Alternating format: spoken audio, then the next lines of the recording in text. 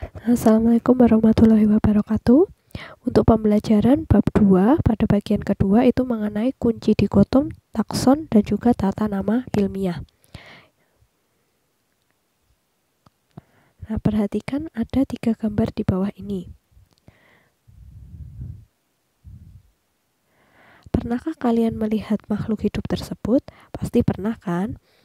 Nah, menurut pendapatmu, apakah ketiga makhluk dalam gambar tersebut memiliki ciri-ciri yang sama? Ada yang sama dan ada yang berbeda. Kemudian, dari mana kamu tahu? Nah, berdasarkan ciri-cirinya. Makhluk hidup yang memiliki ciri-ciri berbeda akan dikelompokkan dalam kelompok yang berbeda. Untuk mengetahui kelompok atau jenis makhluk hidup, kalian bisa mencoba mengamati tabel berikut ini. Nah, yang pertama tadi ada gambar padi, kemudian ada gambar ayam, dan ada gambar bunga matahari. Nah, kalian bisa menuliskan ciri-ciri atau pernyataan berdasarkan ketiga gambar ini. Yang pertama yang bisa kalian tuliskan berdasarkan alat geraknya. Nah, ada yang memiliki alat gerak dan ada yang tidak memiliki alat gerak. Jadi perbedaan dari ketiga gambar ini ada yang memiliki alat gerak dan yang tidak memiliki alat gerak. Kemudian lagi perbedaannya ada yang memiliki bunga dan ada yang tidak berbunga. Ciri-ciri yang kalian tuliskan dalam bentuk seperti ini disebut sebagai kunci determinasi yang akan digunakan untuk menyusun kunci dikotom. Nah, coba kalian amati dari ayam ini. Ayam memiliki alat gerak. Kemudian yang tidak memiliki alat gerak dituliskan pada nomor 2. Ada yang memiliki bunga dan ada yang tidak memiliki bunga. Yang berbunga, contohnya ada bunga matahari, dan yang tidak berbunga ada padi. Nah, untuk memahami lebih dalam mengenai kunci dikotom, silakan perhatikan pembelajaran selanjutnya. Nah, yang pertama ini, kunci dikotom ada yang pada hewan, tumbuhan. Kemudian nanti kita akan belajar juga tentang taksonomi makhluk hidup. Dan juga terakhir belajar mengenai nama ilmiah, penulisan nama ilmiah. Nah, kunci dikotom. Di sini saya punya 3 gambar hewan. Ada kucing, ikan, dan juga serangga. Menurut kalian, bagaimanakah kunci dikotom dari ketiga gambar ini? Nah, kita mulai dari yang kucing. Nah, di sini sudah saya tuliskan kunci determinasinya berdasarkan ciri-ciri dari ketiga gambar tadi. Nah, berdasarkan kucing ini, gambar kucing ini, kira-kira pertama kita tuliskan. Kalau disuruh menentukan kunci dikotomnya, kalian perhatikan dulu ciri-cirinya. Di sini yang pertama, ada tulang di dalam tubuhnya, kira-kira kucing. Nah, pasti dia memiliki tulang. Berarti kamu lanjut ke nomor 2. Dari nomor 1A, kamu melihat ciri-ciri nomor 2. Memiliki daun telinga. Ya, dia memiliki 2 daun telinga. Nah, berarti hewan tersebut adalah kucing. Nanti kunci dikotomnya dari nomor 1A menuju ke nomor 2A. Nah, jadi kunci dikotom untuk kucing ada 1A dan juga 2A berdasarkan ciri-cirinya. Nah, kemudian yang kedua ada ikan. Nah, ikan. Kita lihat ciri-cirinya yang pertama. Ada tulang di dalam tubuhnya atau ada tulang di luar tubuhnya. Ikan, kalau kalian pernah makan ikan, pasti ada tulang di dalam tubuhnya atau duri. Nah, berarti dari 1A kalian melihat ciri-ciri ke nomor 2. Memiliki daun telinga? Tidak. Berarti ke nomor 2B. Tidak memiliki daun telinga. Nah, kalian disuruh lanjut lihat nomor 3. Nah, kalian lihat nomor 3. Bergerak dengan sirip.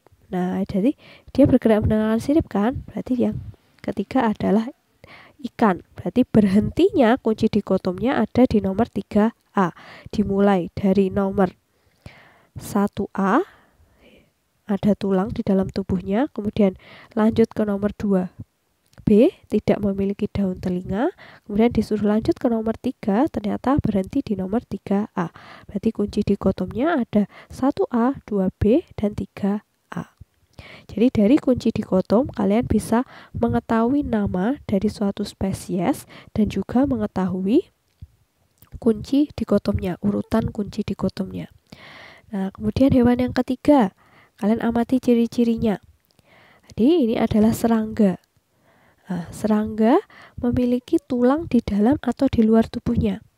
Pasti ada di luar tubuhnya karena bagian yang keras ada di luar tubuhnya. Berarti dari ciri-ciri yang pertama kalian lihat yang 1B. Nah, dari 1B, tulang di luar tubuh, eksoskeleton. Berarti namanya adalah kumbang tanduk. Nah, kunci dikotomnya berarti hanya ada di nomor 1B. Nih, kunci dikotomnya ada di nomor 1B karena berhentinya hanya di eksoskeleton, tulang di luar tubuh. Nah, kalau kalian masih bingung, di sini ada urutan kunci dikotom untuk tumbuhan. Nah, tumbuhannya saya punya ada 3. Tumbuhan D, E, dan F. Kita tentukan nama spesies dan juga kunci dikotomnya.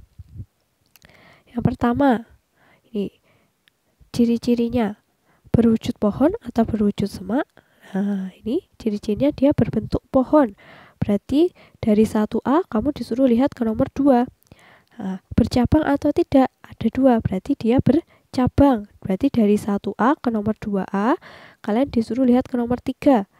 Daunnya berwarna hijau atau daun warna merah.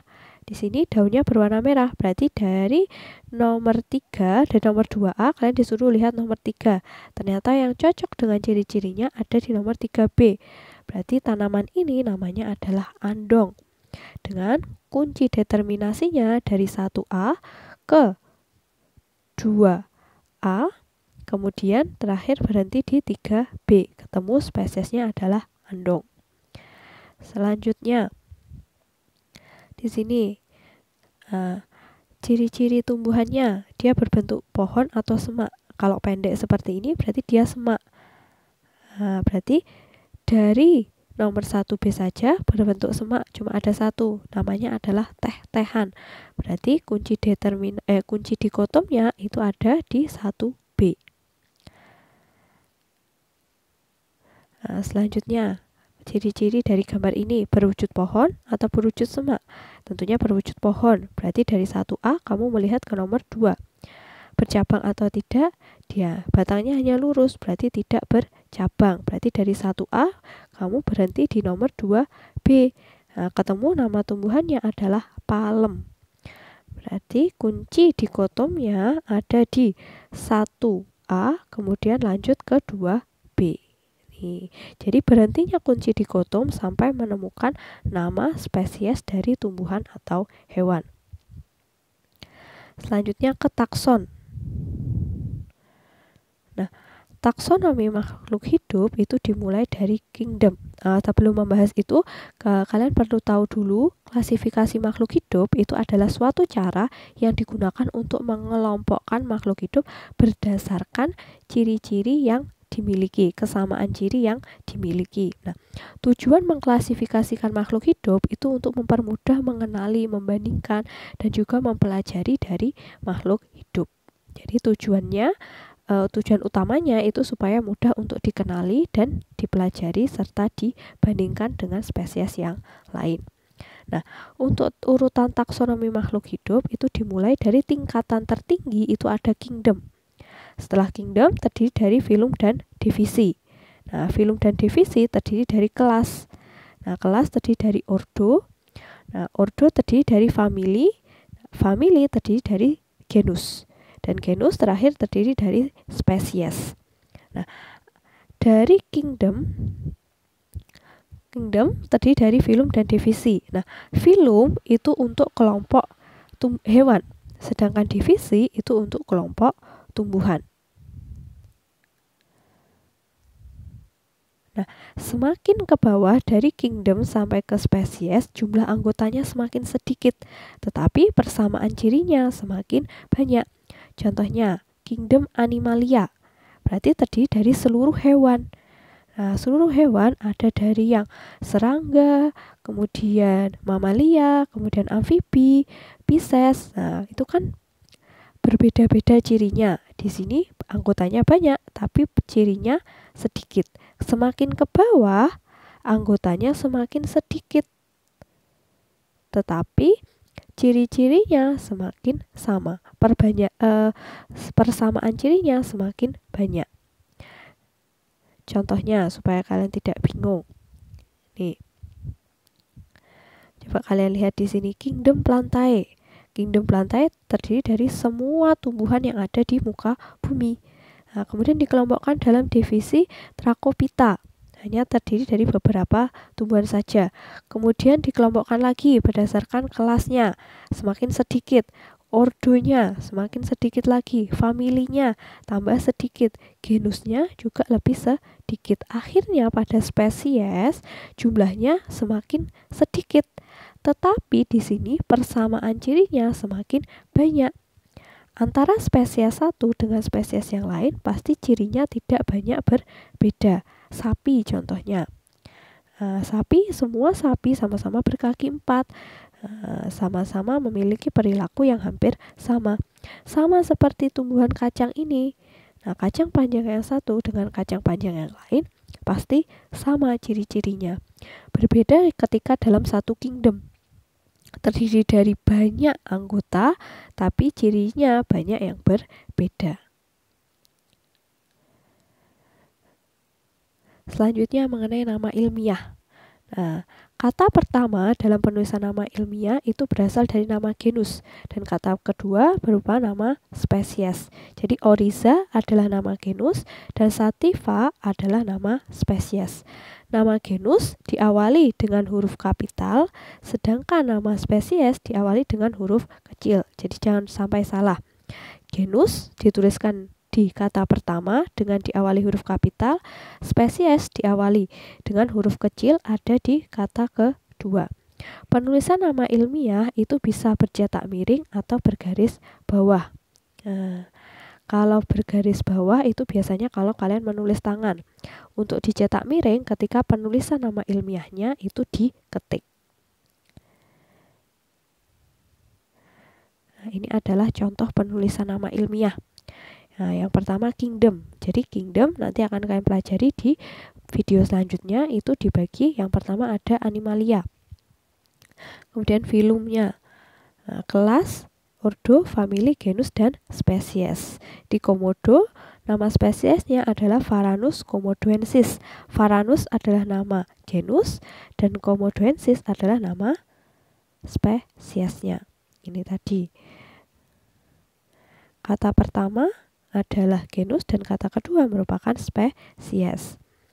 Nah, di sini juga Kingdom Plantae. Nah, kalau Plantae berarti divisi bukan filum. Kemudian kelasnya monokotil, ordonya Poales, nah famili, genus dan spesiesnya adalah Oryza sativa. Oryza genus, sativa adalah spesiesnya. Kesimpulan.